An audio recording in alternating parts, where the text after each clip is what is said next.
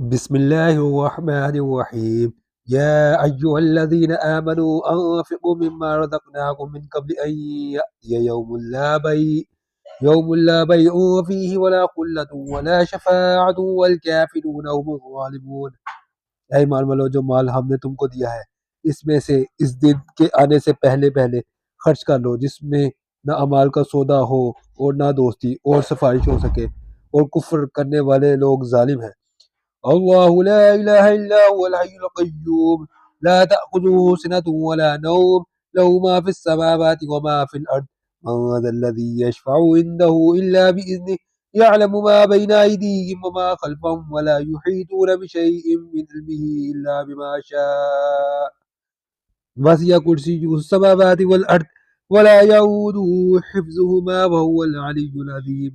خدا وہ معبود برحق ہے کہ اس کے سوا کوئی عبادت کے لائق نہیں، زندہ ہمیشہ رہنے والا ہے، اس نے نہ اونگ آتی ہے نہ نیند، جو کچھ آسمانوں میں اور جو کچھ زمینوں میں ہے سب اسی کا ہے۔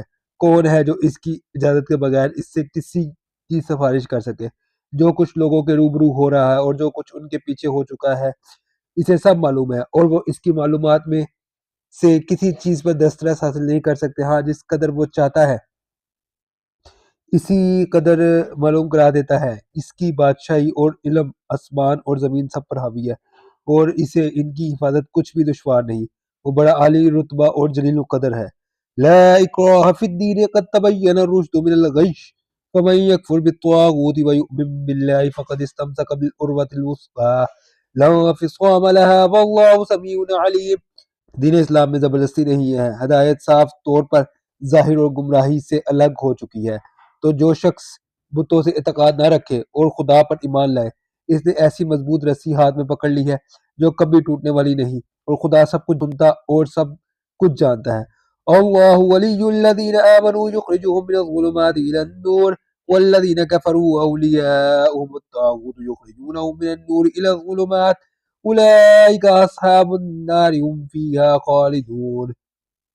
جو لوگ ایمان لائے ہیں ان کا دوست خدا ہے کہ ان کو اندھیرے سے نکال کر روشنی میں لے جاتا ہے، اور جو کافر ہیں ان کے دوست شیطان ہیں کہ ان کو روشنی سے نکال کر اندھیرے میں لے جاتے ہیں۔ یہی لوگ اہل دوزخ ہیں کہ اس میں ہمیشہ رہیں گے۔